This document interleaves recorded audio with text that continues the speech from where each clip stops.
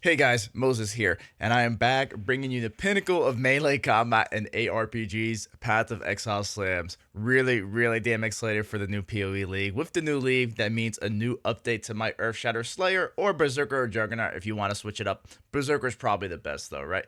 So in all honesty, nothing really changes for us. There's really no reason to really make any update, but just for the sake of the new patch, release a video because I know a few people were asking and talk about some things, mechanics, defenses, offenses, all that good stuff, right?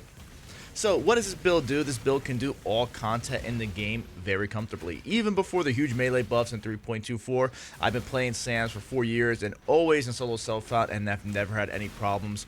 Super reliable, super easy to play. It has one big negative, not to me, but to a lot of people. But for somebody like me who sucks at the game, works full-time, has a life, it's a great build, and if I suck and I can do it, you guys can do too, trust me. So, the defenses of the build revolve around Slayer getting great leech, inherent less damage combined with typical melee side of the tree, getting a bunch of extra max resist. Additionally, as a melee class, we utilize armor and max spell suppression later on in the game as well. Now, let's talk about some big picture stuff. Again, the one big negative, do you have to press buttons? Is this like some type of MMO rotation? To me, no. I mean, you got to press 3 or 4 buttons, and like I've played single target casters. Like I'm a big Wintertide Bringer guy, and like you get exposure. Like you can't automate everything until like super late game. So like the majority of the game, like you press some buttons. It's a video game. I don't understand why people complain so much about it. Whatever. But in all honesty, even T17s, you don't really have to press any buttons. Unless for like the boss, and at that point, it's like okay, it's like to me that's reasonable. Not a big deal, right? So if you don't want to press a lot of buttons with the war cries or whatever, you're going to complain about that, no big deal. You know, this was probably not the build for you. All right, guys, a little bit of gameplay and explain mechanically how this skill works. I like to like kind of like visually talk to you.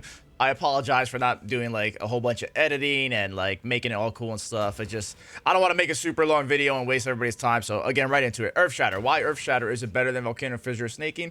Probably not. Is Slayer better than Berserker? Probably not. But again, I'm a hipster. So Slayer, lot of great things defensively. You Earthshatter. Earthshatter has a couple components. Your initial component is the initial hit on your cursor. You have a little AOE.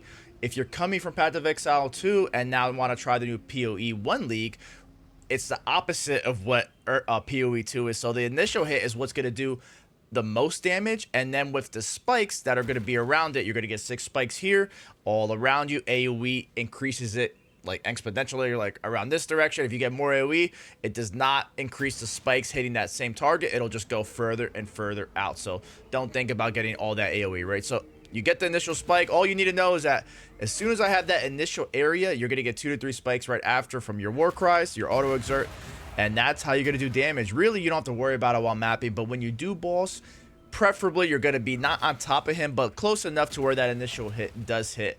That's how you maximize your damage. Now, what does mapping look like? Do you really have to press a lot of buttons? You know, T16, I'm level 98. Don't meme on me because of the 0 XP meme. I get it. Like, I haven't played in like a very long time. Been playing POE 2, and I don't care. Just like pushing T17s, but this is all it is. All you have to actually press while mapping is literally your Leaf Slam and your Frostblink, and your General's Cry, your auto exert setup takes care of everything else. If you have endurance charge on stun, which I like to do while playing, hey, you're really set. And as you can see, like if you just want to run around with your flash and your speed, you can play with one hand, you can drink coffee with the other hand. You're chilling, guys. Like it's a very comfortable build, super satisfying to play. It scales pretty well, and for solo self found somebody, you know, I don't even have Echoes of Creation. It's just a great build. Like you really don't need anything. And again, I want this to be a short video, so let's go back to the hideout. And actually, I think that's pretty much it. We can just go to the POB. Alright guys, I'll start with the notes because I added some like leveling stuff here. It's going to be different than Berserker because I like using Splitting Steel, and I like leveling up different compared to the majority of other really like content creators.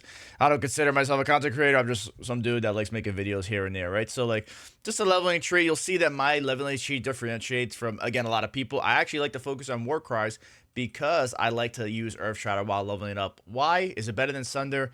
No, but I don't know. It's just more fun to me, right? And I play the game for fun. I don't give a shit about anything else. I don't really compete with people, you know? So it's like, It's a single player game. I'm gonna like play it how I want to have fun. The skill tree, the skill tree scales. There are some like changes come to the skill tree, but I think a lot of it is caster oriented, so we don't have to worry about that.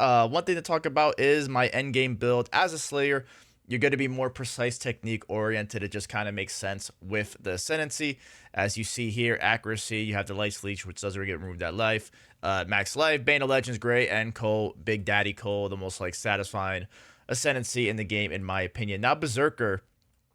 Everybody and their mother is going to play Berserker.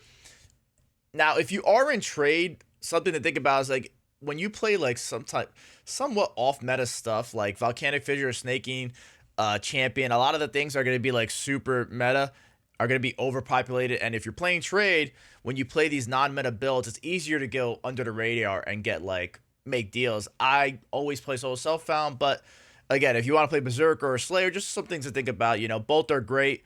I actually think Juggernaut lags in third place. I think, Berserker is probably the top tier. Volcanic Fixture, Snaking, or Berserker Earthshatter still works, right? So into the tree, very, very standard when it comes to Slayer. There's not much to really talk about here. The same thing as a lot of people do, some minor differences, preferences. My preference really comes down to Impale. Like, once you are able to get 100% impale chance and you're able to craft with the veiled orb, unveiling that chance to impale on hit with attacks with the skill tree impaler, the whole, I talked about this extensively in the past.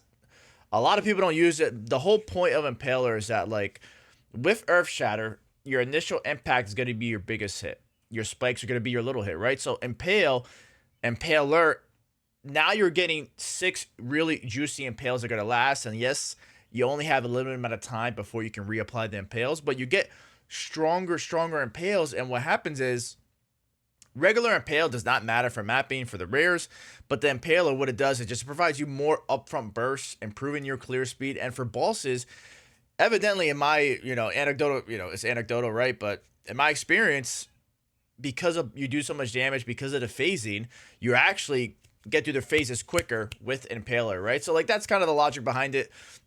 Something different, kind of hipster stuff to do. I have fun with it. I like the visuals. It's pretty cool. So that's my big difference in the tree. If you don't want to use Impaler, you got a bunch of points. You can path a little bit differently and, get some more stuff. And if you want to do it that way, you have the option to do that, right? So let's get into the skill gems. In the helmet, I have your utility, your Molten Shell, your Blood Rage, Warbanner, Leap Slam. You don't have to use Warbanner. I think Warbanner is really, really good if you use Defiant Stand in the Mastery. That way, with Auto Exertion, it generates Valor. You're going to have it up all the time while bossing. So, like, you just get a massive, it's almost a 1 million damage increase. It's actually more than that with the spikes, right? So, pretty conservative POE here, or POB. Talk about the skills again. Glove Auras, you Precision Arrogance to help with your precise technique. Earthshatter, not really much to talk about here. I love Fist of War. While I map, I like Endurance Charge on melee stun. And for bossing, I get rid of that, get Fist of War. Pulverize is great too. Do I have it over here? I don't. Pulverize really should be here. I should save that. So instead of bossing, you probably have Pulverize instead of Endurance Charge on stun would be really, really good. Auto Exert setup. Rallying Cry, General's Cry, Battle Mage's Cry linked to vulnerability. So just 3. That gives us the ability to get these other auras that I talked about earlier. 1, 2, 3 with that. And what's going to happen is that we don't care about the buffs. That's why we attach it to Auto Exertion, right? So the biggest thing to note here, very, very important, vulnerability. You really want to get quality on vulnerability because it's going to massively increase your damage. Because you're going to be able to, let me put 0 in here. How much damage does that do? I don't know. But getting the quality, it aggravates bleed, so it massively increases your damage. I think I have it checked off here, which is why, like, it's bleeding aggravated.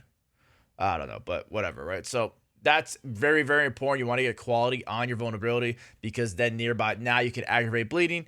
Big, big damage increase. Frost Blink in the body armor with the 5-link Auto Exert. You don't need to use this, but Frost Blink is incredible as really a defensive. It's probably one of the most important tools. I say this all the time with people when it comes to slams. Like, you really want to Frost Blink while mapping. You can Frost Blink instantly into the pack instead of getting Leap Slam and getting, like, shotgun by 100 projectiles off screen with multi-prod stuff, right? Self-cast Warcries and Boots. You don't have to self-cast while mapping or really while bossing.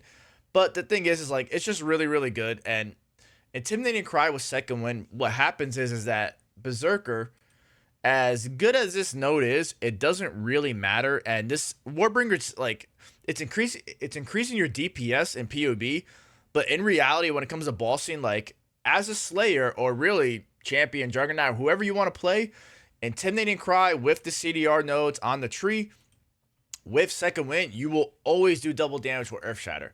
It will always come up. So like exerting twice as many attacks, it's kind of a convenience thing. And you don't, it frees up a link, but the whole DPS that it provides on POB, the calculation is actually misleading, right? So I'll say that. So that's why if you're thinking, damn, Berserker's like it's too much better, it's like it's really not. I think the biggest change is getting 30% life leech. So let me change that right now. But like the new node for Berserker with 30% of life leech, that's massive.